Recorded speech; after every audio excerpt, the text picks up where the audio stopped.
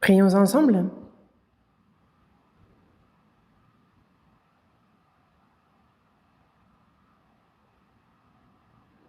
Dieu notre Père, toi qui nous aimes, qui es saint et miséricordieux,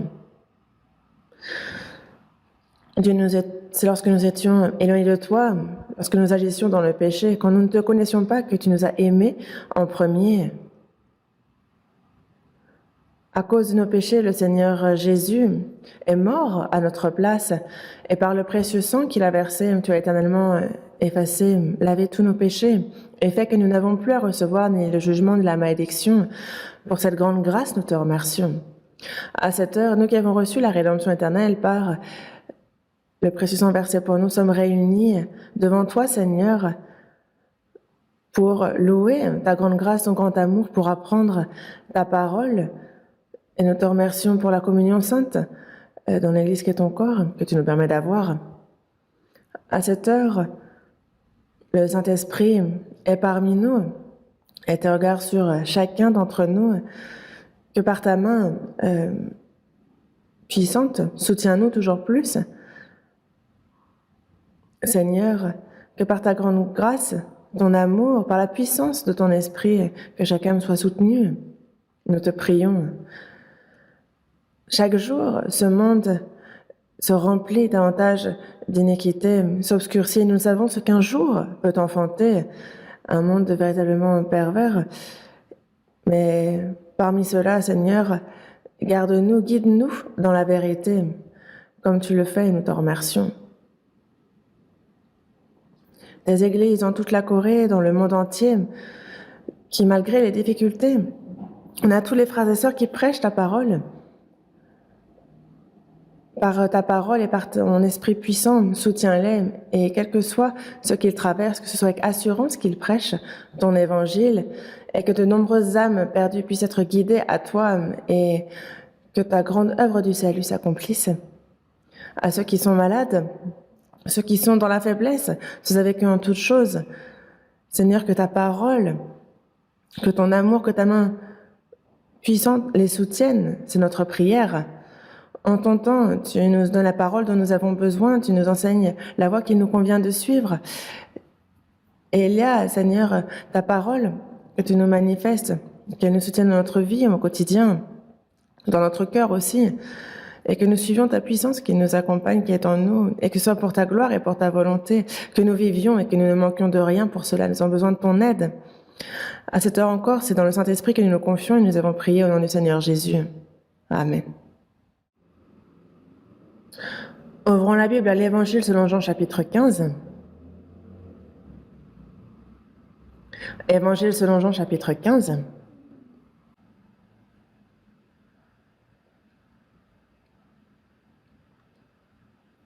Évangile selon Jean chapitre 15 à partir du verset 1 jusqu'au verset 10, je lis. Évangile selon Jean chapitre 15 à partir du verset 1. Je suis le vrai cep et mon Père est le vigneron. Tout sarment qui est en moi et qui ne porte pas de fruit, il le retranche. Et tout sarment qui porte du fruit, il l'émonde afin qu'il porte encore plus de fruits. Déjà, vous êtes purs à cause de la parole que je vous ai annoncée.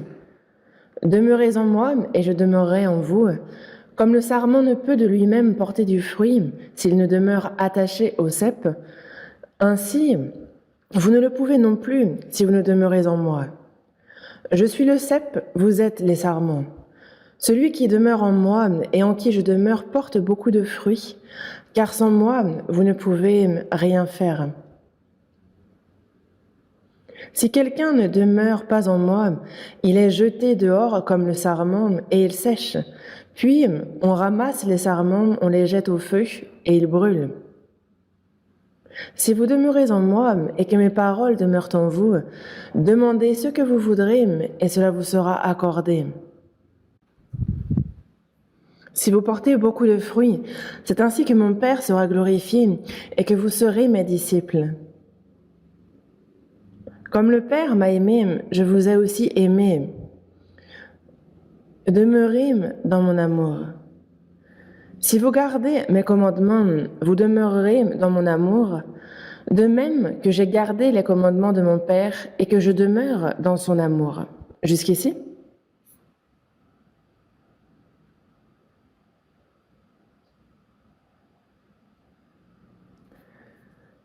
Il y avait la retraite d'été de la côte est des États-Unis à laquelle j'ai participé. Le continent américain est très grand, les États-Unis aussi, et donc c'est en 4 lieux qu'ils se retrouvent, est, ouest, centre et nord.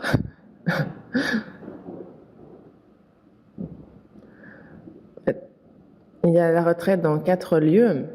Cette fois-ci, je me suis rendue sur la côte est pour la retraite. À l'est, il y a 8 églises. On a 10 prédicateurs. Et c'est dans le Kentucky qu'on a le centre de la retraite. On a 170 hectares pour le centre de la retraite. C'est un vaste domaine. Et c'est là qu'on a construit les salles, aussi des logements.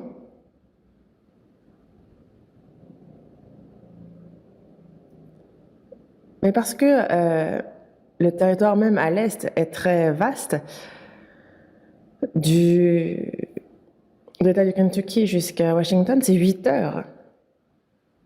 De New York, c'est environ 10 heures. Du côté de Chicago, environ 8 heures. Le plus proche, c'est environ 6 heures. Ça fait une distance, c'est loin. Mais j'ai l'impression que ça fait un peu comme l'équivalent de 3 heures en Corée, et cela ne les empêche pas de se réunir souvent, et ils sont actifs dans l'évangélisation. Cette fois encore,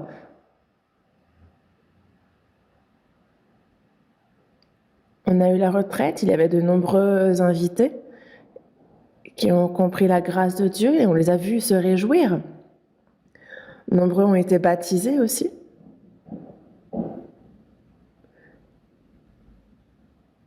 C'est en juillet, début juillet, que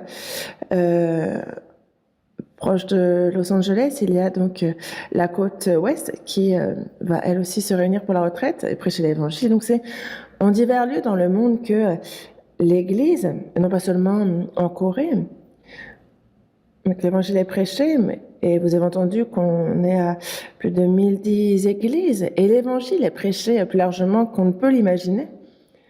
Et chaque jour, de nouvelles personnes reçoivent le salut. Et la chorale nous a chanté le cantique concernant le retour du Seigneur, et le retour du Seigneur est véritablement très proche. Avant-hier, tout d'un coup, à 6 heures du matin, on a eu une alerte d'ordre d'évacuation, n'est-ce pas? De nombreuses personnes ont été surprises. Et c'est vrai que moi, je l'ai appris par téléphone des États-Unis, mais peu de temps après, un message disait que c'était une fausse alerte et que ça allait, donc ça nous a rassurés. Mais c'est vrai que le système d'information aussi, faut qu'il s'entraîne. Hein? Dans tous les cas, on ne sait ce qu'un jour peut enfanter. Vraiment, nous vivons à une époque très dangereuse, dans un monde dangereux, ça c'est certain. Nous, chrétiens qui vivons à la fin des temps, on se voit combien grande est la grâce de Dieu de nous avoir accordé le salut en ce moment. Ceux qui ont reçu le salut, comme le Seigneur Jésus l'a dit dans Jean, chapitre 11, verset 25, il nous dit « Je suis la résurrection et la vie. Ceux qui croient en moi vivront. » Donc celui qui croit, même s'il meurt, il vivra. Nous avons la vie éternelle, et à tout moment, ce monde peut prendre fin. Mais nous, justement, il y a un nouveau ciel, une nouvelle terre qui nous a été préparée, parce que les cieux seront enflammés, ils se dissoudront, les éléments embrasés se fondront. Mais nous attendons selon sa promesse de nouveaux cieux et une nouvelle terre. Et donc c'est le verset que nous avons récité tout à l'heure. Mais il est bien dit que les éléments embrasés se fondront. Donc en fait, cette terre est réservée pour le jugement par le feu. Mais dans la seconde épître de Pierre,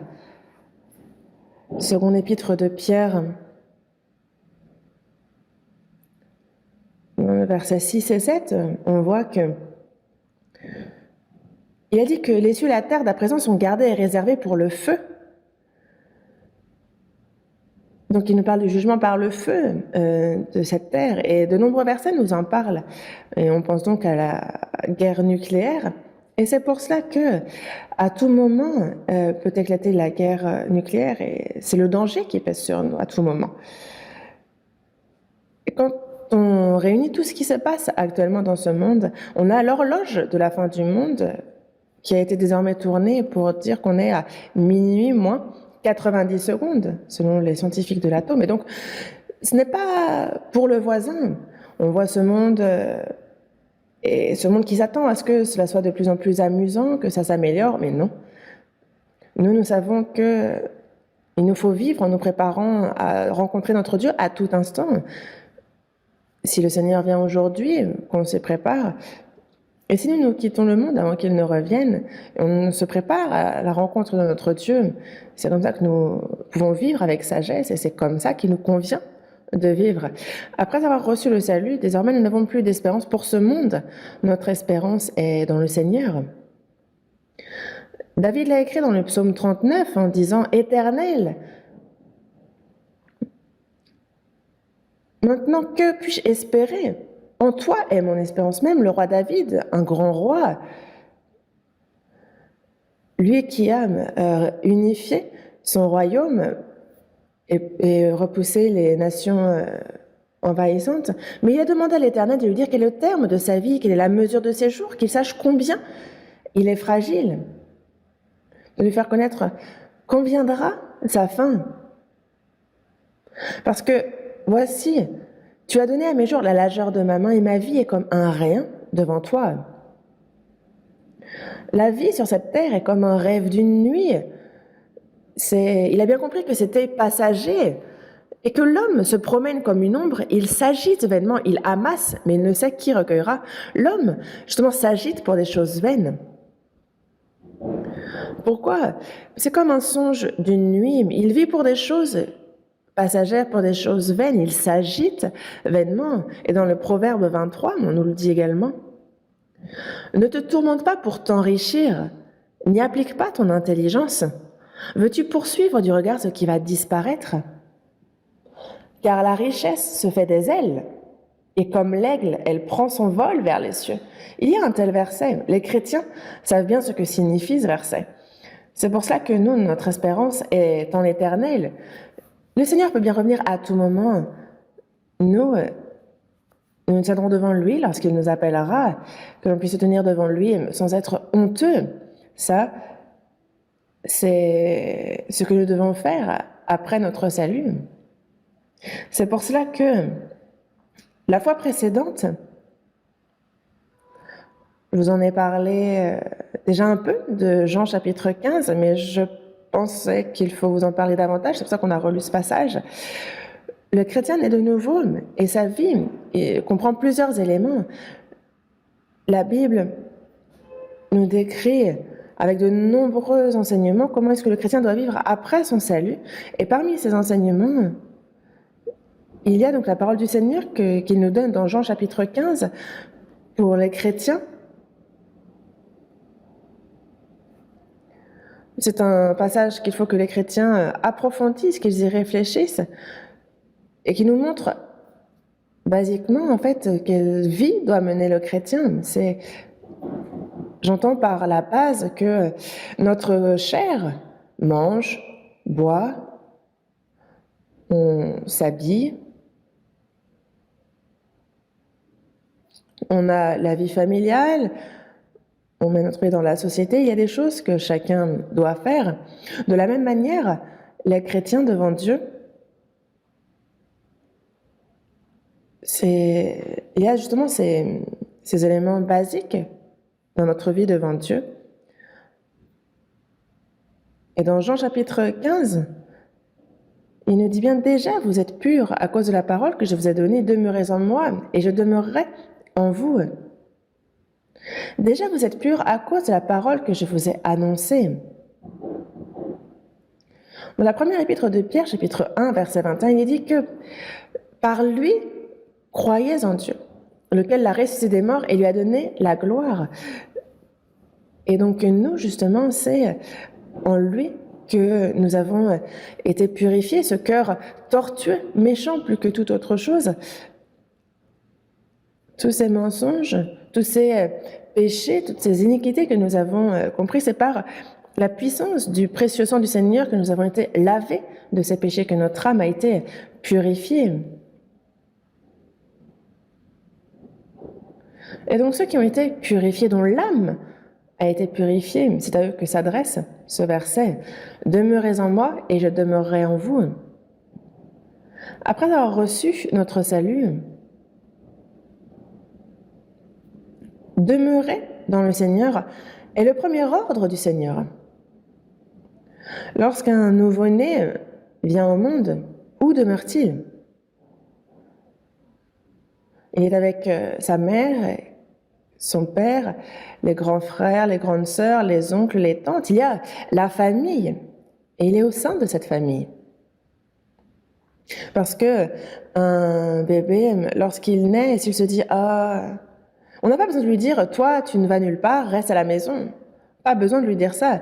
Mais quelqu'un qui a reçu le salut, son âme a reçu le salut, mais il y a cette chair qui est impuissante. Et avant qu'on arrive à la contrôler, il se peut qu'on vive selon la chair. Et c'est pour cela que dans Romains chapitre 7, on nous parle de cet homme intérieur qui prend plaisir à la loi de Dieu, mais il y a cette autre loi qui va à l'encontre de notre entendement, ce cœur qui souhaite vivre selon le monde.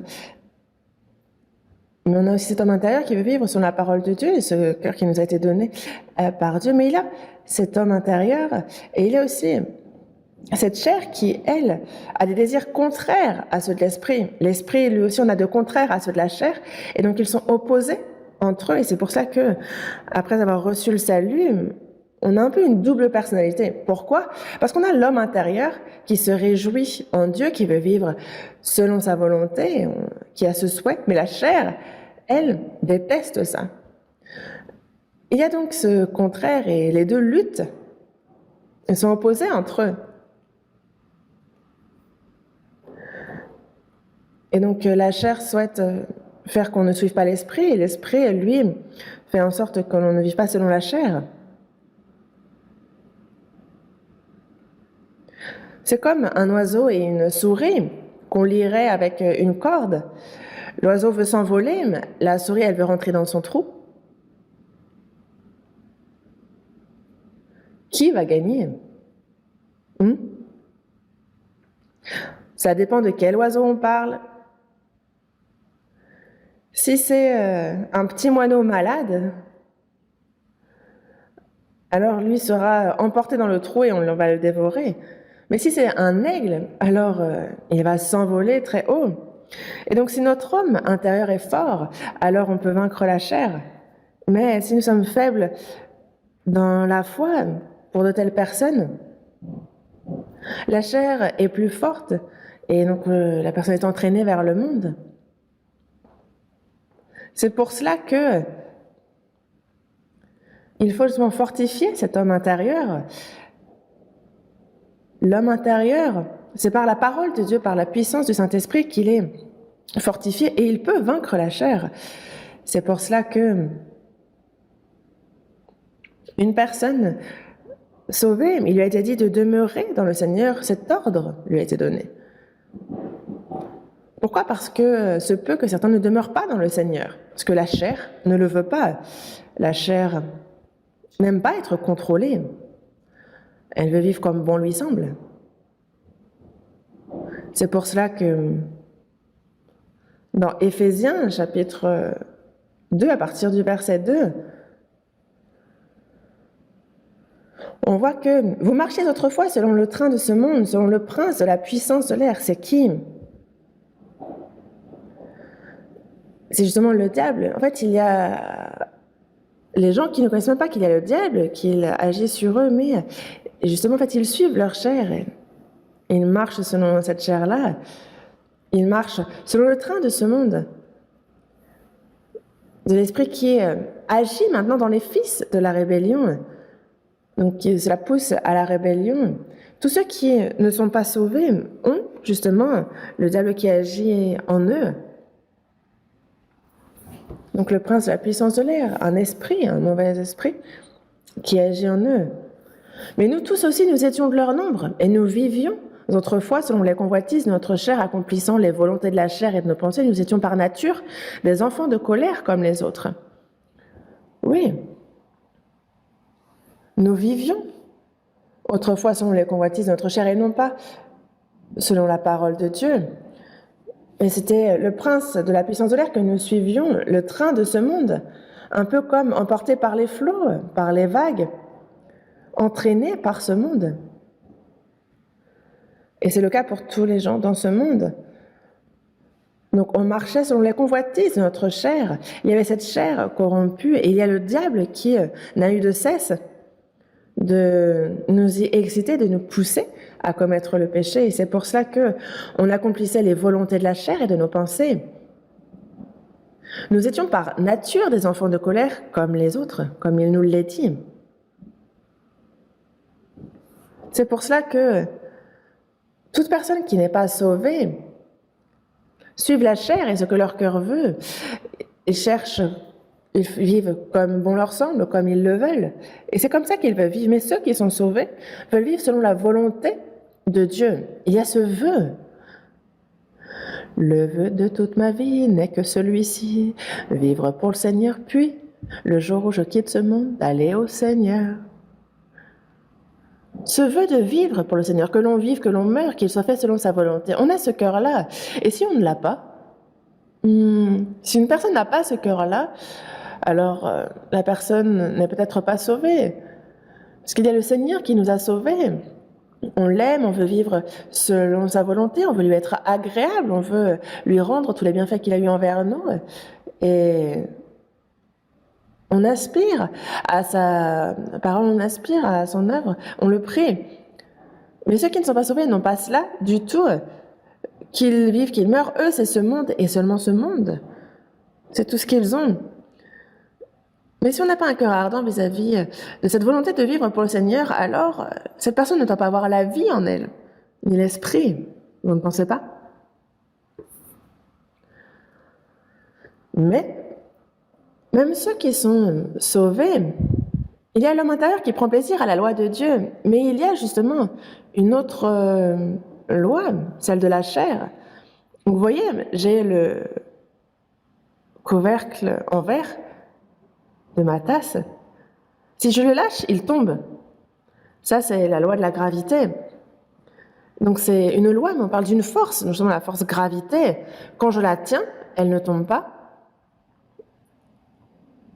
Notre chair, de même, c'est comme elle est elle-même attirée. Il y a une loi, une force qui la pousse vers le monde, qui cherche les choses de ce monde. Mais en fait, c'est comme ma main qui est plus forte que la force de gravité et qui tient ce couvercle et qui fait qu'il ne tombe pas de même. Même s'il y a cette force dans ma chair, on peut la vaincre. L'esprit triomphe de la chair. L'oiseau, justement, s'envole malgré la gravité. Dans Ésaïe, chapitre 40, il est dit que ceux qui se confient en l'Éternel renouvellent leur force et ils prennent le vol comme les aigles. Celui qui espère dans le Seigneur, il s'élève comme l'aigle. Il va chaque jour plus haut, dans les hauteurs. Le corps est sur terre, mais le cœur, lui, s'élève, s'envole. Quand on prend l'avion, en fait, on s'élève et on ne retrouve même plus sa maison. Tout est comme des points, cela paraît tout petit. Les voitures deviennent plus petites que les fourmis, et quand on s'élève encore, on ne voit même plus rien, notre vision s'élargit. De la même manière, nous aussi, plus on s'approche du ciel, plus les choses de ce monde semblent n'être rien, en disant « Ah, je vivais pour ça. J'étais un peu comme une fourmi. » Et donc, notre vision s'élargit un peu comme Dieu voit le monde désormais. Je peux voir le monde plus large, et j'entends par là que on voit davantage un peu notre mission, ce pourquoi on est sur Terre. Et c'est pour cela que en Angleterre, on a John Wesley qui, après avoir été pasteur des dizaines d'années, reçoit le salut. Il était méthodiste. Et chez les méthodistes, ils ont leur paroisse. En fait, par quartier, ils ont leur propre paroisse. Mais Wesley a dit, le monde est ma paroisse. Et donc, non pas seulement un quartier, mais il dit, le monde est ma paroisse. C'est le monde, le lieu où je dois évangéliser. Et c'est notre cas aussi, n'est-ce pas? C'est pas seulement mon quartier, c'est tout le pays, et même dans le monde entier, où que ce soit l'Afrique, que ce soit la Russie, que ce soit l'Amérique du Sud, dans telle ou telle région, partout où Dieu ouvre les portes de l'évangélisation, où que ce soit, on a à cœur d'y aller. Et c'est en cela qu'il élargit notre propre vision. Et c'est parce que l'Église a grandi qu'on en est là aussi. Et donc, on s'élève, et de même, cela élargit notre cœur, comme lorsque on s'élève et que ce monde paraît tout petit. C'est pour cela que notre homme intérieur, lorsqu'on grandit dans la foi, les choses de ce monde, en fait, ils sont pour lui un tremplin pour s'élever. Il les laisse derrière. Mais les gens sauvés font trop de convoitises, disant, même ceux qui sont sauvés, il faut qu'ils vivent quand même, il faut au moins avoir un minimum d'argent. Mais Dieu a dit, tout savoir, votre Père Céleste sait que vous en avez besoin. Il sait, il entend par là que c'est lui qui en prend la responsabilité.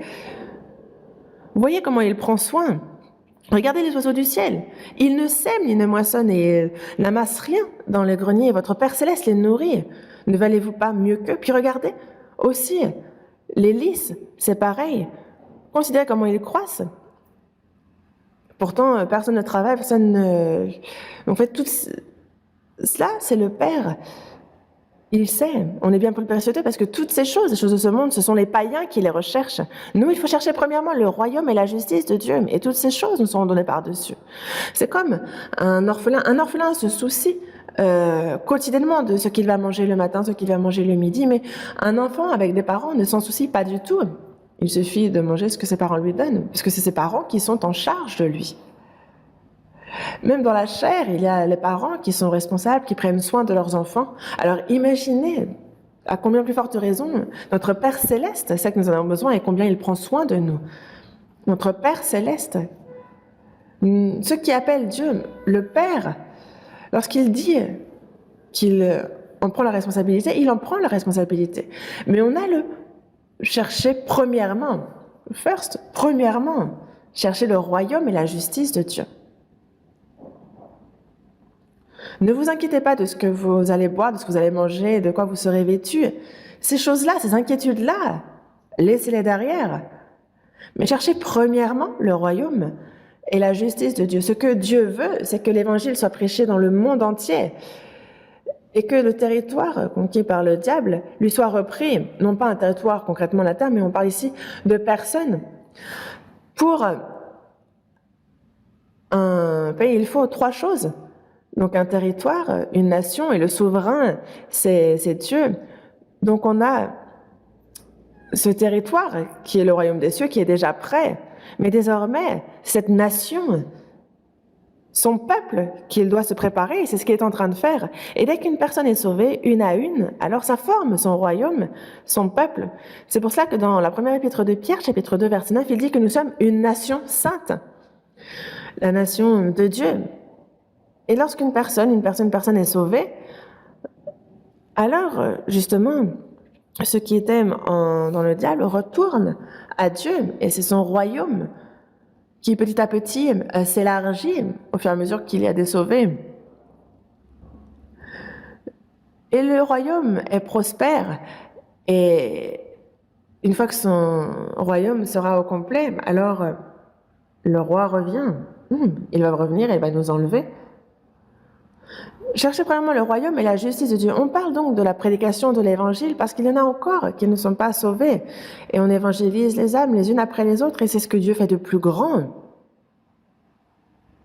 Le salut a été planifié par Dieu.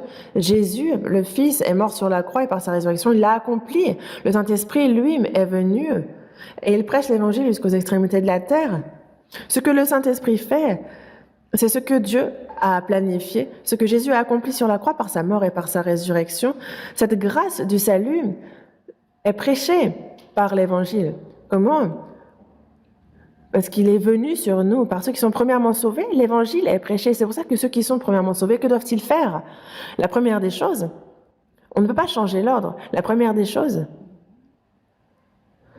c'est chercher à faire que le plus grand nombre puisse être sauvé. Vous allez me dire, ah, ça, c'est pour les pasteurs, nous, de simples fidèles, comment voulez-vous? Non. C'est nous, tous ensemble, que nous prions, nous, tous ensemble, que nous unisons nos forces, parce que sans cela, comment est-ce que vous voulez que le pasteur fasse ça? On a la retraite. Et par exemple, pour la retraite d'été, que l'on a 7 reprises consécutives, à chaque fois se réunissent plus de 10 000 personnes. Et nous avons prévu qu'on serait encore plus nombreux à se réunir à l'avenir. Et c'est pour cela que, pour l'instant, en fait, on a les logements existants, mais on va doubler le parc de logements. Et c'est pour cela que nous évangélisons particulièrement à la retraite, mais nous le faisons aussi au quotidien dans chaque église. Il y a constamment des séminaires et alors que tout le monde part à la mer, à l'étranger pour s'amuser, nous, nos congés, nous les consacrons à Dieu. Nous saisissons cette occasion de prêcher l'Évangile, de lui rendre sa grâce. Pour les étudiants, c'est les vacances. Pour ceux qui travaillent, on pose des congés. Parce que c'est pour le salut des âmes. C'est de toute notre âme, de tout notre cœur, de toute notre force. Et c'est pour ça que de nombreuses âmes sont sauvées. Pourquoi ? Que doit faire un chrétien? Chercher par tous les moyens à ce que de plus nombreuses âmes soient sauvées. C'est le cœur qui nous donne le Saint-Esprit, et le Saint-Esprit agit en nous. Et c'est par sa puissance que nous le faisons, et non pas par notre propre force. Ça, c'est tous les chrétiens qui prient ensemble, qui unissent leurs forces, parce que sans ça, le pasteur peut être un très bon orateur, c'est inutile. Ce n'est pas moi, mais c'est nous. De nombreuses personnes ont été sauvées. Est-ce que c'est que le pasteur a bien prêché? Certes, le pasteur aussi doit bien prêcher, mais c'est Dieu qui a agi en notre sein. Comme il nous le dit dans Éphésiens chapitre 3, verset 20. C'est lui qui peut faire, par la puissance qui agit en nous, infiniment au-delà de tout ce que nous demandons ou pensons. C'est sa puissance qui agit en nous et qui fait. Donc infiniment au-delà de tout ce que nous demandons ou pensons. C'est quand nous sommes unis dans la prière, que nous sommes ardents, quand nous voulons la même chose, alors le Saint-Esprit l'accomplit. Et c'est pour cela que les chrétiens, le premier but, leur raison de vivre, comme dans le psaume 118, verset 17, « Je ne mourrai pas, je vivrai, et je raconterai les œuvres de l'Éternel. Je ne mourrai pas, je vivrai. » Pourquoi faire? Pour bien vivre dans ce monde? Oula, non, vraiment, après le salut, ce monde n'a plus aucun charme. Ce monde qui nous éblouissait, on le voit, et désormais ça paraît insignifiant. Les gens de ce monde mangent, boivent, dansent, se dandinent. Et moi, quand je vois ça, je me dis, le festin pour le diable. Ce n'est pas ce que vous vous dites? Ils sont fous, ils sont bling-bling de partout, ils se dandinent. Mais pas nous. Et on pourrait bien nous dire, va, on n'irait pas. Pourquoi faire, de toute façon? Les chrétiens se réunissent, apprennent la parole, louent le Seigneur, prient, évangélisent. Alors justement, c'est avec un même cœur, on est unis. En fait, l'espérance est différente, donc notre raison de vivre est différente, et c'est pour ça que nous vivons différemment des gens de ce monde. Et ça ne peut qu'être comme ça, la lumière et l'obscurité sont différentes. Autrefois, vous étiez ténèbres et maintenant vous êtes lumière dans le Seigneur. Marchez comme des enfants de lumière. Donc marchez comme des enfants de lumière. Les gens de ce monde vivent dans l'obscurité. Ils errent, ils ne connaissent pas encore la lumière. Mais nous recherchons vraiment le royaume et la justice de Dieu. On prêche l'évangile à l'extérieur et à l'intérieur. Ceux qui sont sauvés obéissent à la parole de Dieu, vivent selon sa volonté. Ceux qui sont sauvés sont un. Et ça, c'est la justice de Dieu. À l'extérieur, on prêche, et donc ça élargit son royaume. Et à l'intérieur, ceux qui sont sauvés obéissent à la parole de Dieu, s'aiment les uns les autres. Ça, c'est justement chercher la justice de Dieu. Et c'est pour cela que dans la seconde épître de Pierre, chapitre 3, verset 13, il dit que nous attendons de nouveaux cieux et une nouvelle terre où la justice habitera. Le royaume des cieux est rempli. Il n'y a que la justice qui habite. C'est un lieu saint et pur, un lieu où il n'y a aucun péché. Parmi ceux qui sont sauvés, il y a donc cette justice qui habite. C'est pour cela que ceux qui sont sauvés, leur âme a été purifiée et il nous faut donc demeurer en lui. Ceux qui ne sont pas sauvés demeurent dans le diable qui agit en eux. Et c'est pour ça que dans Éphésiens chapitre 2, du verset 1 au verset 3, entre ces versets, on peut voir que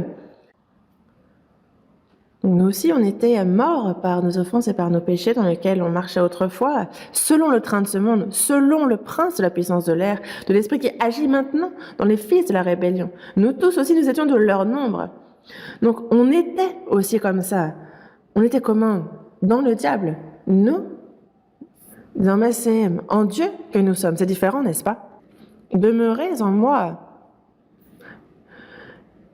Demeurez là où est le Seigneur aussi, là où il agit. Alors je demeurerai en vous.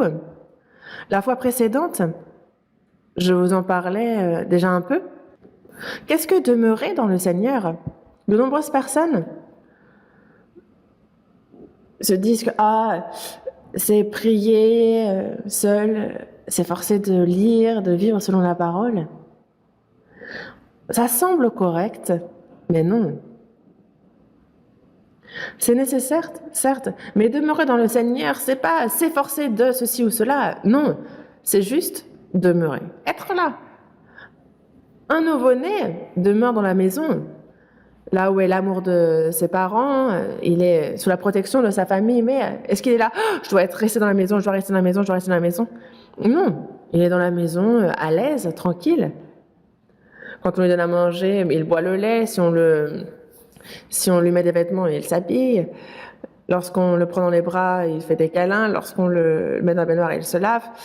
Et c'est simple donc de demeurer dans le Seigneur. Vous savez, c'est juste être là. Le cep, les sarments sont attachés au cep, et ça c'est simple. Parce que si vous secouez le sarment pour qu'il porte plus de fruits, sachez que les fruits vont tomber. Non, le sarment, il lui suffit d'être attaché au cep. S'il est attaché au cep, il se nourrit de la sève qui vient des racines et qui remonte tout le long. Et alors, c'est de lui-même qui porte du fruit. Et c'est pour ça que dans Jean chapitre 15, « Demeurez en moi et je demeurerai en vous ».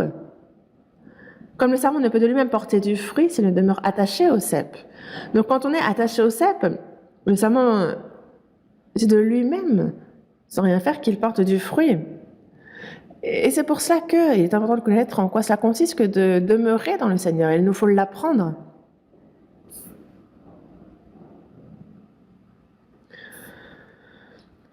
Et je vous disais que nous aussi qui sommes sauvés, nous avons encore la chair et cette convoitise. Mais quand on grandit dans la foi, on peut vivre sans commettre de péché. Naturellement, quand on grandit dans la foi, mais ceux qui n'ont pas grandi dans la foi, il est difficile de vivre selon l'esprit. Pourquoi? Parce que cette force qui veut vivre selon la chair est plus forte encore. Et c'est pour ça qu'ils viennent à l'église, et lorsqu'ils écoutent, ils aiment. Mais quand ils sortent avec leurs amis, ils aiment encore davantage. Quand ils sont dans l'Église, ils se réjouissent et sont reconnaissants de la grâce de Dieu, mais quand ils voient le monde, ça leur apparaît bien plus attirant. Et c'est pour cela que ils en souffrent.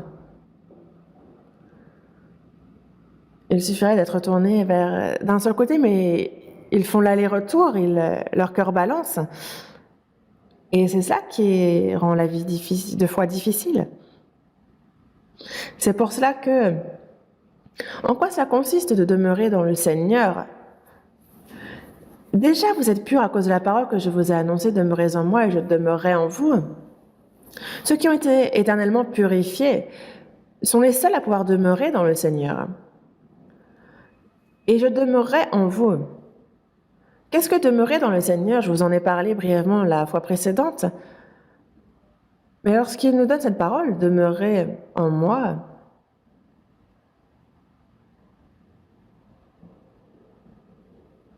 dans la première épître de Jean, chapitre 1, verset 3,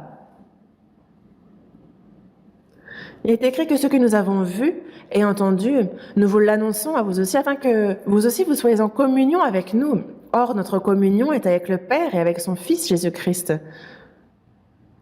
La communion entre saints et nous, on le dit beaucoup, c'est un mot qu'on utilise, n'est-ce pas? Après avoir reçu le salut, il y a de nouveaux termes. Ils sont nombreux, genre frères et sœurs. Certains disent qu'au nord, on parle de camarades, compagnons. Le compagnon de mon père, tout est compagnon, camarade, au nord. Et on arrive à l'église et c'est frères, sœurs. Mais on voit une personne âgée et dire à un grand-père, frère grand-père, frère ou sœur grand-mère, c'est pas les termes idéaux, c'est vraiment, faut être plus prudent. C'est comme il y a une sœur âgée qui prend le bus et il y a une jeune sœur de l'église qui prend le bus aussi et qui voit la sœur et qui dit « Sœur !» Et donc les gens dans le bus ont été surpris. Une jeune fille qui voit la grand-mère et qui dit « Sœur », imaginez combien ils ont dû être surpris, les autres passagers.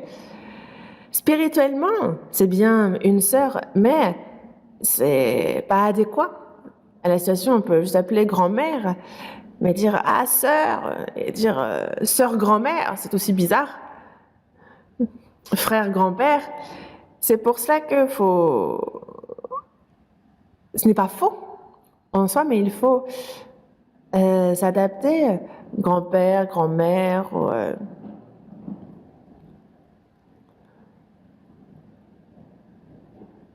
Utiliser le mot adéquat. Mais c'est vrai qu'après le salut, le mot frère, le mot sœur sont les plus beaux des mots.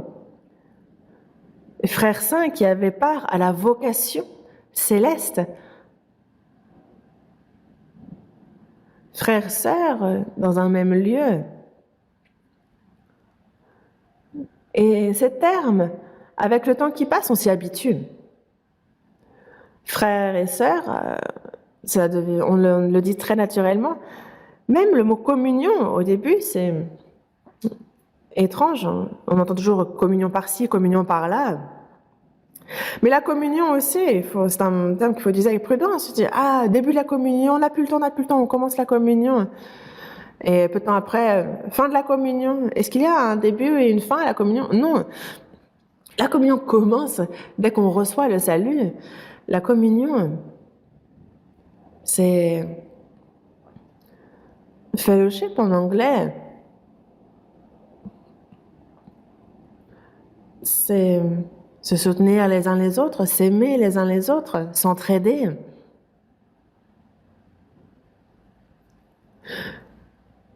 Le chemin que nous suivons, nous l'avons choisi, frères et sœurs.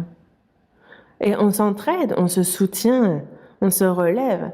Nous sommes frères et sœurs et marchons sur le même chemin. On se soutient, on s'aime les uns les autres, on s'entraide. C'est ça, la communion. Ce n'est pas seul se mettre en avant, non, c'est ensemble, les uns avec les autres. Ceux qui sont plus avancés dans la foi, les plus jeunes, c'est tous ensemble. On s'entraide et c'est là qu'il nous faut demeurer. On est une famille. Dans une famille, on a le grand-père, la grand-mère, le père, la mère, les grands frères, les grandes sœurs, les petits frères, les petites sœurs. On a le Benjamin, celui qui fait encore dans sa couche. On a celui qui n'écoute pas les parents. Mais nous sommes une même famille et une personne qui a reçu le salut, c'est dans le Seigneur que les unes et les autres sont ensemble. Et c'est ça la communion. Et c'est véritablement un mot très beau. Notre communion, donc, n'est pas mondaine, elle n'est pas humaine. Elle est avec le Père et avec son Fils, Jésus-Christ. Et c'est demeurer dans la communion. C'est en ça que consiste de demeurer dans le Seigneur. Et les gens semblent vraiment ignorer en quoi ça consiste de demeurer dans le Seigneur. Évidemment que le Seigneur, individuellement, demeure en moi et que je demeure en lui. Et nous sommes unis. Dans Jean chapitre 14, il est bien dit qu'en ce jour-là, vous connaîtrez que je suis en mon Père et que vous êtes en moi et que je suis en vous. Le Seigneur est en moi, je suis dans le Seigneur. À titre individuel, nous sommes un. Et en même temps, non seulement nous sommes unis avec le Seigneur, mais c'est aussi avec tous les saints. Et c'est pour ça que le mot ecclésia, donc le mot église en grec, ecclésia, symbolise le troupeau séparé. Parce que moi seule, je ne suis pas une église, il faut 2 ou 3 personnes qui se réunissent, 10, 100, 1000. Ce troupeau, c'est un troupeau dont on parle, le troupeau des sauvés.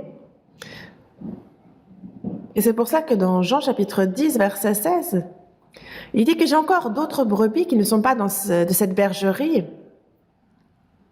Donc il y a cette bergerie, qui nous parle ici des Juifs, il y a les autres brebis, les païens, mais il faut que je les amène pour que désormais il n'y a plus ni païens ni juifs, quelle que soit la couleur de notre peau, quelle que soit notre nation, peu importe, quand on est sauvé, alors nous avons un seul berger, et parce qu'il n'y a qu'un seul berger, nous sommes un seul troupeau, et c'est de ce troupeau dont on parle, ce troupeau qui va au ciel. Et c'est ce troupeau-là que l'on désigne comme étant l'Église. Et l'Église, c'est la communion.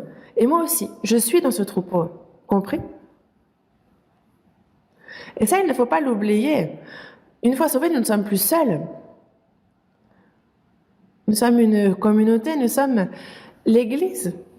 Et moi aussi, je suis membre de cette communauté. Et il y a le Seigneur dans cette communauté. Or, notre communion est avec le Père et avec son Fils, Jésus-Christ. Ce n'est pas une communion humaine, c'est une communion avec le Père et avec son Fils, Jésus-Christ. Il y a le Saint-Esprit qui la rend possible aussi.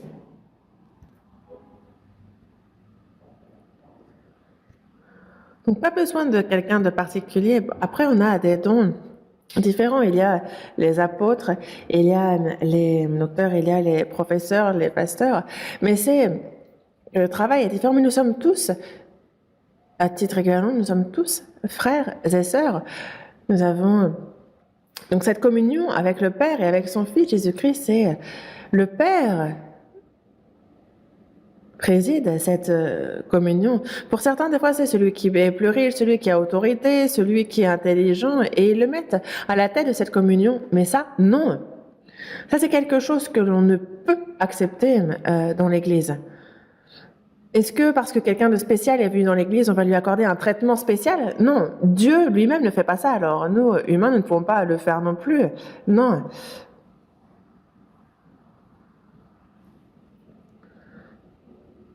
Non, parce que nous avons un seul Père et nous sommes tous frères et sœurs.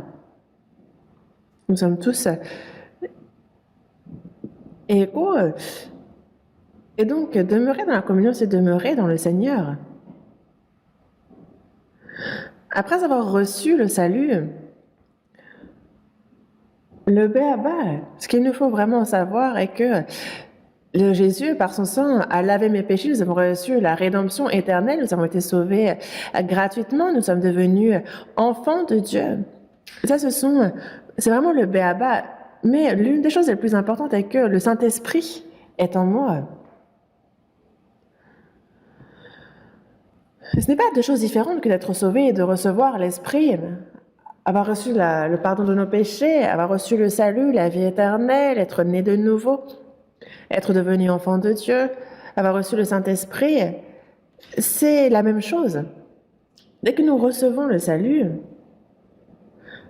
le Seigneur qui a pris mes péchés est entré et demeure en moi.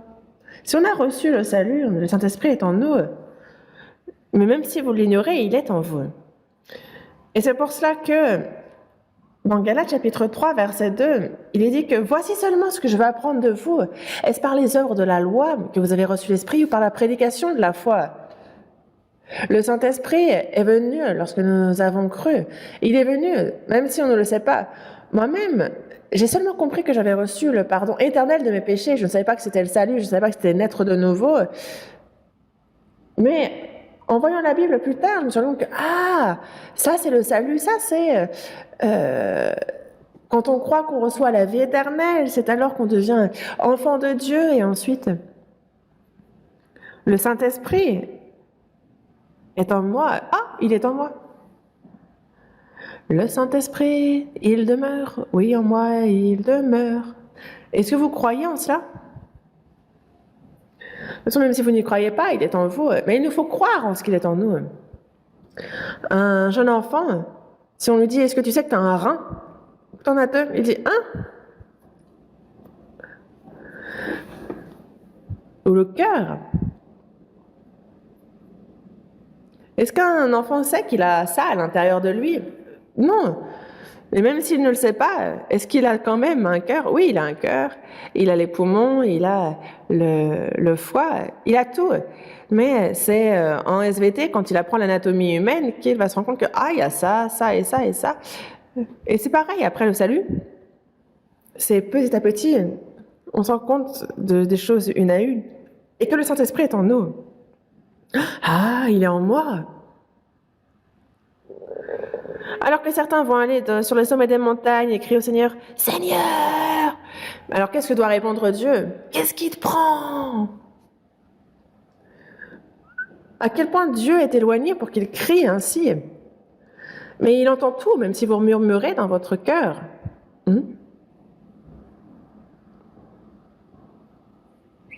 Reçois favorablement les paroles de ma bouche et les sentiments de mon cœur. Il entend même lorsque nous parlons dans notre cœur. Mais dans la mesure du possible, si vous êtes seul, il est bon de prier à voix haute, parce que j'entends moi-même ma prière et ça nous permet de prier aussi distinctement pour chacune des choses. Mais s'il est difficile de parler à voix haute ou si cela gêne les autres, on peut tout à fait en silence, et Dieu écoute, il entend. Vous le savez. Pourquoi? Parce que le Seigneur est en moi. Et ça, vraiment, c'est certes difficile à croire. Et on ne comprend pas avec notre tête. Vous croyez que vous avez l'âme? Est-ce que ça apparaît sur les radios? Est-ce que une échographie nous le montre? Non, et pourtant, on l'a. Le Saint-Esprit, aussi, on ne le voit pas, il est invisible. On ne l'aura pas en photo, mais il est là. Pourquoi? Parce que la Bible nous dit qu'il est là. Est-ce qu'on ne comprend pas? Dans notre tête, il nous suffit d'y croire, n'est-ce pas? Mais quand on cherche à constamment comprendre, alors notre tête va exploser. Il nous suffit de croire. Dieu créa les cieux et la terre. C'est par la foi que nous reconnaissons que le monde a été formé par la parole de Dieu. Oui, c'est par la foi. Est-ce qu'on le sait parce qu'il y a eu étude de ceci ou cela? Non, Dieu nous le dit dans sa parole. Il nous donne toutes les preuves. Il y en a tellement pour que l'on puisse croire, surtout à travers l'histoire d'Israël. Israël Mais pas seulement un peuple que Dieu aime en particulier, c'est surtout un peuple, c'est un modèle, un exemple à travers lequel donc on voit les miracles, les prodiges de Dieu, au-delà même de tout ce que l'homme peut envisager. On l'a vu à travers l'histoire du peuple d'Israël, on le voit, eux qui ont vécu en Égypte dans la servitude pendant plus de 400 ans, la mer Rouge a été fendue et ils l'ont traversée. L'armée égyptienne, elle, les a suivis, mais ils ont été recouverts par les eaux et on retrouve même d'ailleurs les roues des chars qu'ils montaient lorsqu'ils ont voulu traverser. Donc tout est vrai. On voit qu'ils étaient guidés par la nuit, par la colonne de feu la nuit. Il les a sauvés par sa puissance et il les guide, de même que nous, il nous sauve et nous guide jusqu'à ce qu'on entre dans son royaume. Et ça, c'est à travers l'histoire d'Israël. On voit qu'il bénit ceux qui sont obéissants, qu'il châtie ceux qui sont, et punit ceux qui sont désobéissants, qu'il tient ses promesses absolument, et que celui qui justement reçoit Jésus reçoit la grâce, alors qu'il sera sévèrement puni, la personne qui rejette Jésus. Et ça, c'est à travers le peuple d'Israël qu'on voit, justement par l'exemple qu'il nous donne, comment Dieu agit. D'une certaine manière, le peuple d'Israël est vraiment un peuple malheureux. Pourquoi? Parce que, au regard de l'histoire mondiale, il n'y a pas un peuple qui est une histoire plus misérable que le leur. Ce peuple, élu de Dieu, a été chassé sur cette terre. Et durant une longue période de l'histoire, 2000 ans, partout où ils allaient, ils étaient massacrés. Et durant la Seconde Guerre mondiale, durant plusieurs années, ils ont été massacrés. Ils étaient plus de 6 millions et ce n'est pas tout. Le chiffre est encore plus grand. Pourquoi? Parce que ce péché d'avoir rejeté Jésus est si grand et si terrifiant. Cela nous montre que justement rejeter Jésus, cela, à travers l'histoire d'Israël, il nous montre à l'avance que ça conduit en enfer éternel et combien c'est douloureux. Et c'est pour ça que l'histoire du peuple d'Israël nous montre comment Dieu fait son œuvre. C'est un modèle, c'est une expérience vivante. Et c'est pour ça que la Bible et la parole de Dieu nous a donné de nombreuses preuves pour y croire. Non seulement l'histoire du peuple d'Israël, mais encore jusqu'à maintenant, tout ce qu'on voit qui se passe dans ce monde se dépasse comme c'est écrit dans la Bible. Et c'est pour ça que nous croyons en ce que la Bible est la parole de l'Éternel. Et il y a des choses que nous comprenons, d'autres que nous ne comprenons pas avec notre tête. Ce que nous comprenons nous permet de croire aussi en ce que nous ne comprenons pas, n'est-ce pas? Lorsqu'on ne comprend pas, c'est parce que ce sont des choses que la science ou que notre intellect ne peut comprendre. Alors nous croyons. Mais lorsque, avec notre raison, il y a de nombreuses choses qu'il nous a données et que l'on peut croire. Et justement, nous croyons, nous comprenons certaines choses, et elles nous aident aussi à croire en ce que nous ne comprenons pas forcément. Et donc, on croit aussi en ce que l'Esprit est en nous.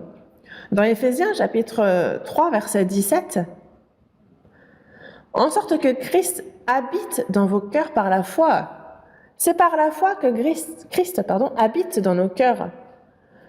Et donc, il nous faut croire en ce que Christ habite dans nos cœurs. Dans Romains chapitre 8, verset 9, il est dit que si quelqu'un n'a pas l'esprit de Christ, il ne lui appartient pas. Si on n'a pas l'esprit de Christ, alors on n'est pas chrétien. Quand on dit chrétien, il faut utiliser ce mot avec parcimonie. Ah, il y a un tel, il se dit chrétien. Ah, il y a bidule, il se dit chrétien. Pourquoi? Parce qu'il va à l'église. Et il y a ceux qui vont à l'église, il y a ceux qui croient. Seulement aller à l'église, si la personne n'est pas sauvée aux yeux de Dieu, ce n'est pas un croyant. Et ces personnes sont très nombreuses. Parmi le peuple d'Israël, très peu étaient ceux qui obéissaient. Mais ceux qui disent Seigneur, Seigneur, maintenant, très peu nombreux sont ceux qui obéissent. Pourquoi? Parce que bien plus nombreux sont ceux qui ne sont pas nés de nouveau. C'est la majorité. Ceux qui sont nés de nouveau, justement, ils le portent, il y en a des preuves, et c'est différent, ça se voit. Et il faut que ce soit différent. Si quelqu'un n'a pas l'esprit de Christ, il ne lui appartient pas. Quand on dit chrétien, c'est qu'il y a Christ qui vit dans cette personne. Ceux qui ont Christ en eux. Dans Galates, chapitre 2, verset 20, l'apôtre Paul a bien dit avoir été crucifié avec Christ. À quel moment est-ce que l'apôtre Paul a été crucifié?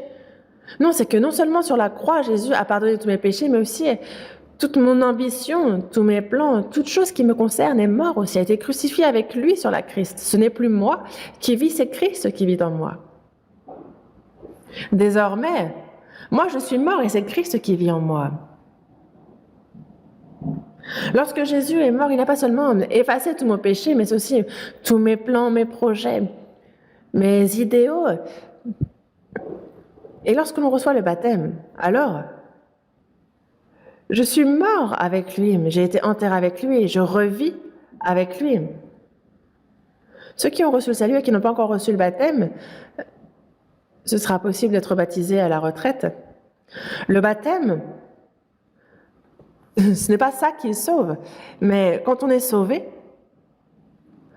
c'est un peu comme un témoignage devant Dieu et devant les hommes. Même s'il n'y a pas eu la cérémonie de mariage, si on se marie et qu'on vit ensemble, alors on est marié, n'est-ce pas? Le mariage, c'est justement être unis de cœur. Vivons ensemble, on fait cette promesse. Alors la personne est mariée, mais la cérémonie de mariage, c'est simplement devant Dieu, proclamer aussi devant les hommes, c'est l'annoncer. Mais les personnes peuvent être mariées sans avoir fait de cérémonie de mariage. Il y a ceux qui enfantent et qui ensuite se marient.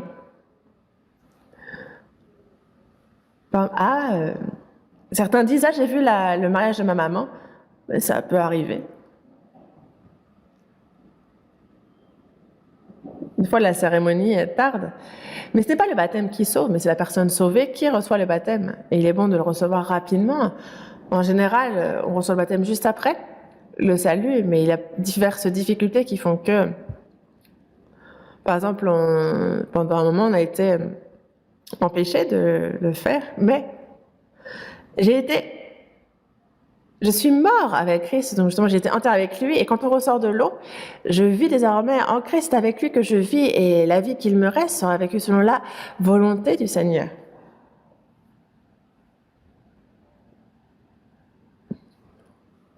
Et c'est comme nous, on peut avoir des rêves, on peut avoir de l'ambition, on peut avoir tout ce qu'on veut. Une fois mort, ça reste sous terre. Et une fois sous terre, c'est très silencieux. Il n'y a plus d'idéaux, il n'y a plus de projets sous terre. Une personne sauvée est morte avec Dieu, avec le Seigneur, pardon, et il est mort avec le Christ. Il est désormais notre espérance, il est notre vie, nous sommes revenus à la vie en lui. Il est le but même de notre nouvelle vie. Il est le maître, le Seigneur de ma vie. Ce n'est plus moi qui vis, c'est Christ qui vit en moi. Et ça, c'est désormais ça. Le Christ est le Seigneur dans ma vie désormais. Et dans la seconde épître aux Corinthiens, chapitre 5, il est dit, « Si quelqu'un est en Christ, c'est une nouvelle créature. Les choses anciennes sont passées, voici, toutes choses sont devenues nouvelles. » Si quelqu'un est en Christ, donc si je suis en Christ et que Christ est en moi, donc on est désormais unis, nous sommes une nouvelle créature. Une nouvelle créature, parce que Dieu nous a fait à son image, mais par le péché commis, notre âme, notre esprit est morte, nous avons été corrompus. Et donc, ça c'est le vieil homme. Mais dès que nous recevons le salut, lorsque Jésus est mort sur la croix, moi aussi je suis mort, j'ai été enterré aussi avec lui. Et donc désormais, je suis une nouvelle créature en Christ. Ça, il faut le savoir. Je ne suis plus mon vieux moi, je suis une nouvelle créature. Je suis passée de l'obscurité à la lumière, de la mort à la vie. Ma destinée a changé, ma vie, mon espérance, tout a changé. Est-ce qu'on peut vivre de manière similaire aux gens du monde? Pas du tout, c'est complètement différent.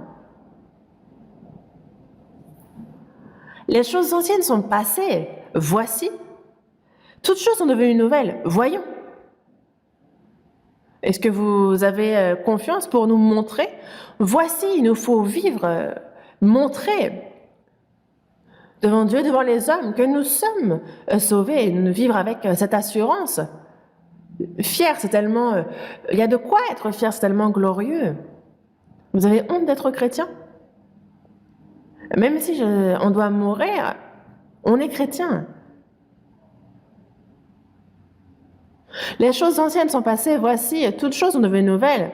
Si on veut entrer dans le nouveau cieux et la nouvelle terre, il faut être une nouvelle créature et vivre comme il se doit en tant que nouvelle créature pour bien entrer dans le nouveau ciel et la nouvelle terre. Et c'est pour cela que les chrétiens sont ceux qui demeurent dans le Seigneur désormais. Dans la seconde épître aux Corinthiens, chapitre 13, verset 5, il est dit d'examiner si nous sommes dans la foi, de nous éprouver nous-mêmes pour savoir. Parce qu'il faut reconnaître que Jésus est en nous, à moins qu'on ne soit réprouvé. Tu ne sais pas que Christ est en toi? On ne peut pas l'ignorer. À travers la parole, on voit, Christ a pardonné nos péchés, il nous a sauvés, il m'a donné la vie éternelle. Et en même temps, Christ est en moi. Et il faut le croire de la même manière. Ne reconnaissez-vous pas que Christ est en vous? Il faut le reconnaître, y croire. Parce que, si ce n'est pas le cas, vous êtes réprouvé. Ici, c'est le béaba, comme je vous le disais. C'est de là que commence la marche, la vie de foi. Je vais à l'église. Le dimanche, je prie, je chante des cantiques. Et je m'efforce d'être bon dans ma vie. Est-ce que c'est ça? Ça, les religieux le font. Et ils sont même meilleurs. C'est pas ça. Nous, notre vie est différente, notre position, notre statut, notre identité, notre but dans la vie est différente. Et nous avons l'Esprit qui agit en nous. Il règne sur ma vie pour triompher du diable. Il nous aide à vivre selon la volonté de Dieu. Et c'est pour cela que nous apprenons la Bible, que nous prions, alors Dieu agit. Et il nous faut beaucoup prier. Dieu, je suis faible, aide-moi. Lui confier nos soucis, nos inquiétudes. Prier pour notre famille, pour nous-mêmes. Et si nous prions, il nous exauce, il nous écoute. Dans Jacques chapitre 4, verset 2, il est dit « Vous ne possédez pas parce que vous ne demandez pas ». Dieu souhaite donner, mais parce que vous ne priez pas, il ne donne pas. Il ne donne pas parce que vous ne voulez pas.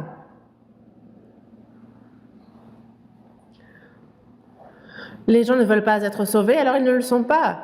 Et après notre salut, il y a beaucoup qu'il veut nous donner, mais nous ne prions pas, alors il ne nous le donne pas.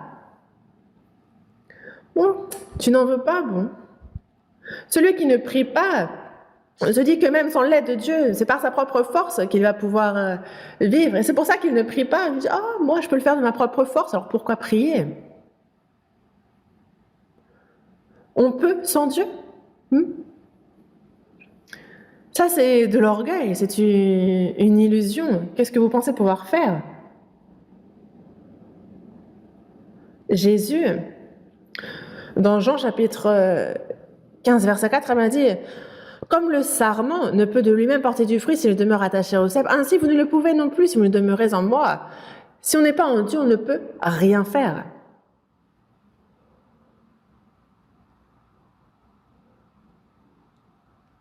La vie de foi, c'est la grâce de Dieu, c'est la vie de Dieu, c'est avec l'aide du Saint-Esprit et non pas par ma propre force. Une vie d'obéissance, une vie vécue selon la volonté de Dieu, la prédication de l'Évangile, lui être agréable, tout cela, ça ne marche pas avec ma force. Et c'est pour ça que chaque jour, nous prions Dieu de nous aider. On le prie de nous donner notre pain quotidien. Et au début, je pensais que c'était comme il a donné la manne. Chaque jour, il faut que nous le prions, qu'il nous donne sa parole quotidiennement et qu'il nous donne de la comprendre. Je pensais que c'était juste ça. Mais en voyant la Bible plus tard, je me suis rendu compte que non, c'était pas juste ça. Certes, la parole, la grâce, il nous faut aussi le prier de nous la donner chaque jour. Mais la nourriture charnelle aussi, il nous faut la demander chaque jour. Hein? Mais j'ai de quoi manger pour un mois. Dans ces cas-là, Dieu veut que je mange la quantité pour un mois en un jour. On va mourir, le ventre explosé. Il nous faut prier pour le pain quotidien. En fait, j'ai compris que qu'on ait ou qu'on n'ait pas, il nous faut demander, prier pour le pain quotidien. Pourquoi? Parce que c'est chaque jour que nous respirons l'air, chaque jour, nous recevons l'aide de Dieu, nous devons la demander. Et c'est pareil, qu'on ait ou qu'on n'ait pas. Dans tous les cas, c'est chaque jour qu'il nous faut demander le pain quotidien. Qu'on ait, il nous donne. Et qu'on n'ait pas, il nous donne aussi. Et c'est à chaque fois qu'il nous faut demander l'aide du Seigneur. Et c'est pour ça que dans Proverbe, il est dit que Dieu, je te demande deux choses. Avant que je ne meure, deux choses. L'une étant, éloigne de moi la fausseté et la parole mensongère. Le mensonge, la fausseté. Donc ça comprend beaucoup de choses. Et l'autre était, ne me donne ni pauvreté ni richesse. Accorde-moi le pain qui m'est nécessaire. C'est vraiment humble comme prière. Aucune convoitise. Donne-moi de la nourriture chaque jour. Les oiseaux, on dit bien d'eux qu'ils ne stockent pas dans leur grenier. Ils ne cultivent pas la terre, ils n'ont pas de grenier. Chaque jour, Dieu leur donne. Et nous, chaque jour, nous demandons l'aide du Seigneur et il nous la donne. Ne soyez pas trop envieux, ne convoitez pas, il nous donne ce qui nous est nécessaire. Et nous vivons donc par la foi en nous confiant en lui en toute situation. Dans Philippiens chapitre 4, il est dit de nous inquiéter de rien, mais en toute chose de faire connaître nos besoins à Dieu par des prières et des supplications, avec des actions de grâce. Alors, la paix de Dieu, qui surpasse toute intelligence, gardera nos cœurs et nos pensées en Jésus-Christ. C'est pareil, ne pas s'inquiéter, ne pas se faire de soucis. Si j'ai tel ou tel problème, on en parle à Dieu et on lui confie en lui demandant de l'aide, croyant que Dieu va nous aider. Donc, mais en toute chose, faites connaître vos besoins à Dieu par des prières et des supplications et des actions de grâce.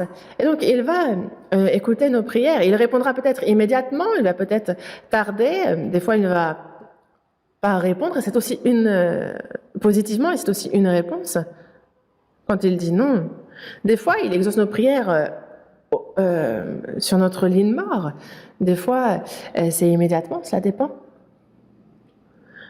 Donc, Monica, la mère de Augustin, donc Saint Augustin,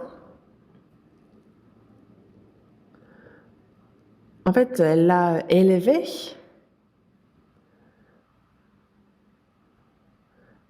Mais d'un coup, Augustin tombe dans une secte, dans une religion étrange. Et donc, sa mère l'appelle à revenir à Dieu. Et il dit à sa mère, c'est toi qui vas venir à moi. Et donc, en fait, chaque jour, ils se disputent.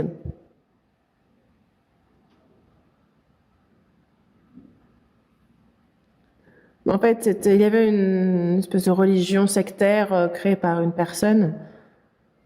Mais Augustin, en fait, c'est que sa maman prie quotidiennement pour lui. Mais peu de temps avant que sa mère ne meure, Augustin s'est repenti. On l'appelle Saint Augustin. Il est célèbre en Italie. Il est vraiment spécial en ça, c'est la prière de sa mère. Et c'est pour ça qu'il le dit lui-même. Ce qui m'a gardé, c'est la prière de ma mère. C'est elle qui a fait de moi ce que je suis.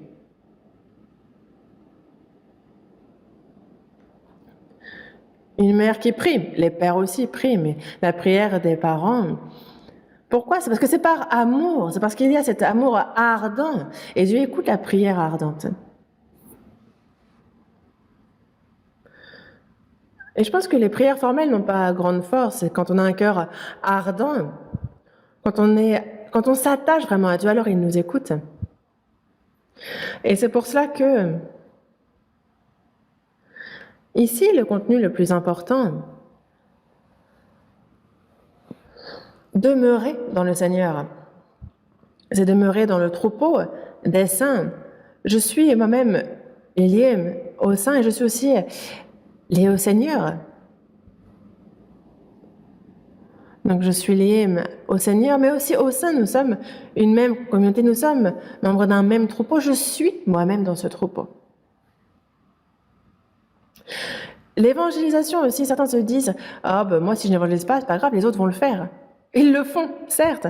C'est vrai que si moi je ne le fais pas, les autres le font, oui. Mais quand on ira devant le Seigneur, qu'allez-vous dire? Ben moi j'étais dans le troupeau, ça marche, non?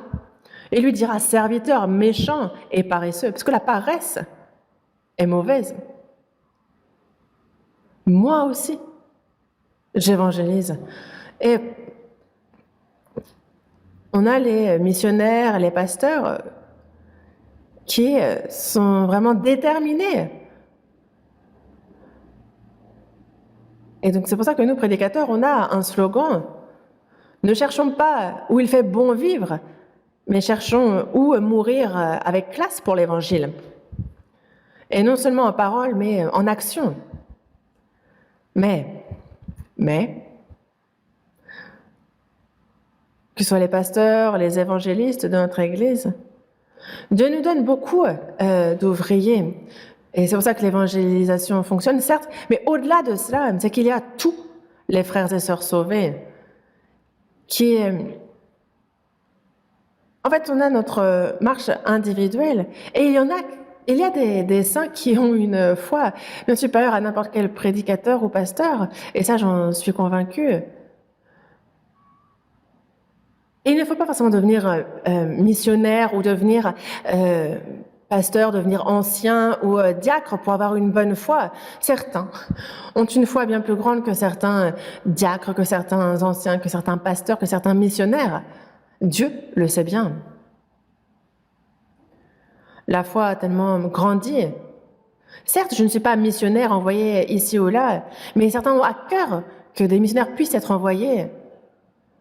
Et ils utilisent leur force pour l'Évangile. Je sais qu'il y a ces personnes-là. Mais c'est un fait. Et c'est pour ça que Dieu agit. Dans tous les cas, moi, je fais partie de ce troupeau, j'en suis membre. Je suis un membre de ce troupeau. Et je participe. Par la même foi, unir nos forces pour l'Évangile. Comme c'est écrit dans Philippiens, en fait, justement, d'unir nos forces pour l'Évangile. Et c'est pour cela que la parabole du cep et du sarment, le sarment est attaché au cep, c'est ça, demeurer. Imaginez que ça, vous avez la vigne, et donc vous avez là le cep, et vous avez toutes les branches qui sont entremêlées les unes avec les autres, les sarments. Les branches, les sarments sont entremêlés les uns avec les autres. Et moi aussi, je suis attachée. Et c'est pour cela que le cep et le sarment, c'est un peu comme... ils sont indissociables, c'est inséparable.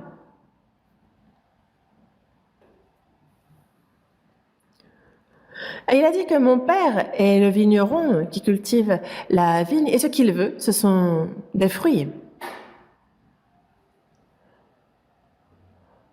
Est-ce que le fruit pousse sur le tronc?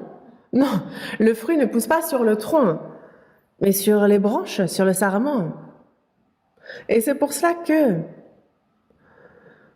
il faut que le sarment soit attaché au cep pour pouvoir porter du fruit, sinon il ne peut pas. Et en même temps, le cep, s'il n'a pas le sarment, il ne peut porter du fruit. Nous ne pouvons rien faire si nous quittons le Seigneur, et le Seigneur sans nous ne peut rien faire.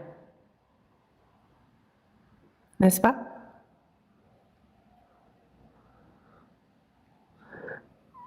Est-ce que le Seigneur peut porter du fruit si ce n'est pas à travers nous? Il n'y a aucune vigne qui porte du raisin sur le tronc. Non. Et c'est à nous qu'il a confié cela.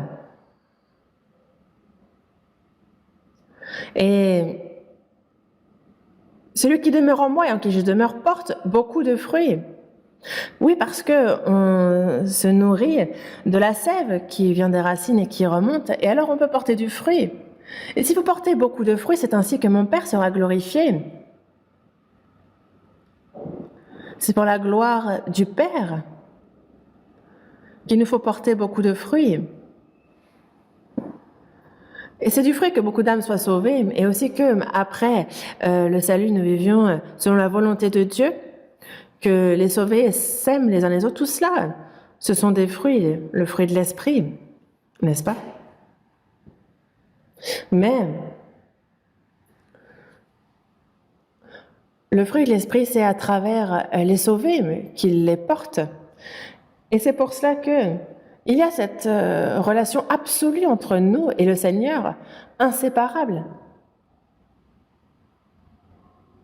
Moi, je ne peux rien faire sans le Seigneur, sans sa vie, sans la grâce qu'il nous donne. Il nous la donne constamment.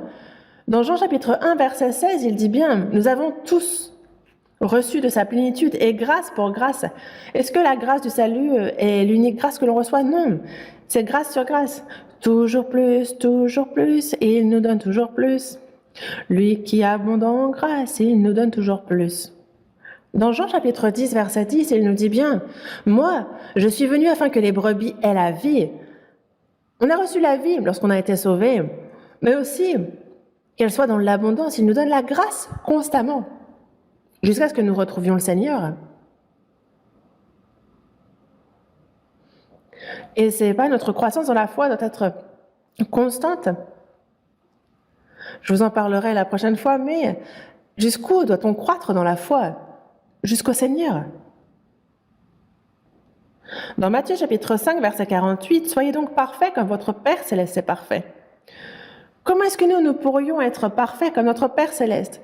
Mais c'est ce qu'il veut, alors qu'est-ce que vous allez faire? Il a dit que c'est ce qu'il allait faire. Petit à petit, ressembler au Seigneur.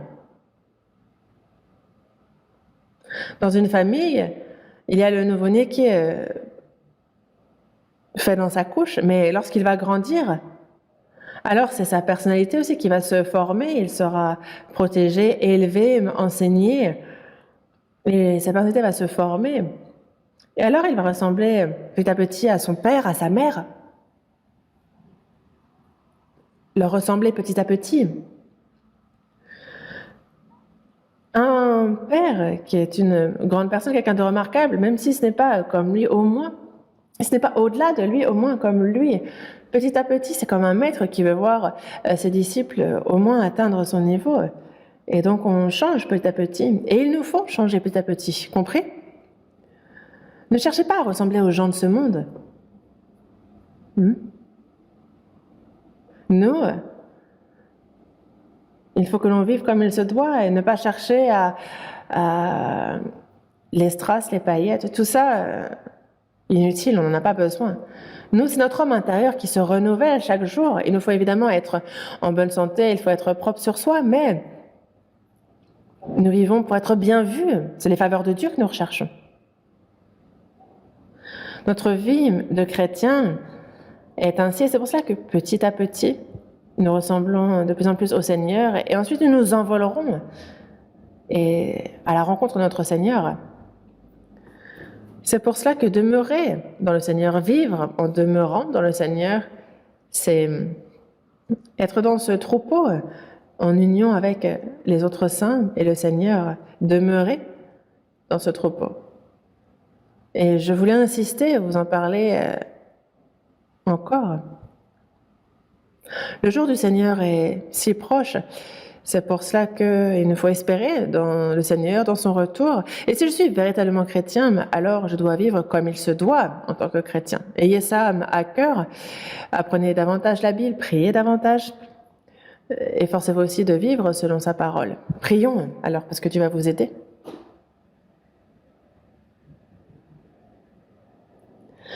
Dieu, notre Père miséricordieux qui nous aime, par le précieux sang du Seigneur, tu nous as sauvés, tu nous as séparés saintement, et le reste de notre vie, et c'est pour ta volonté, pour ton œuvre que tu nous permets de vivre. Tu nous aides, tu nous guides et nous te remercions pour cette grâce. Seigneur, comme tu nous l'as dit, déjà nous sommes purs à cause de la parole que tu nous as annoncée. Tu nous as demandé de demeurer en toi. Nous avons réfléchi à ta parole ensemble. Seigneur, ta parole, ton amour, la puissance de ton esprit, qu'elle nous soutienne et que nous puissions vivre comme il se doit en tant que tes enfants. Nous avons le Saint-Esprit en nous et qu'il nous guide, que l'on suive comment il règne en nous et que ce soit pour seulement ta gloire, pour ton œuvre sainte, que nous puissions vivre et être obéissants. Nous te demandons de nous guider dans ce sens. Très bientôt arrive la retraite d'été et que de nombreuses âmes soient sauvées et que ton œuvre soit grande. Et que pour ce qui est de guider les âmes à ta parole, au salut, aide-nous à ce que cela s'accomplisse. Nous avons prié au nom du Seigneur Jésus. Amen.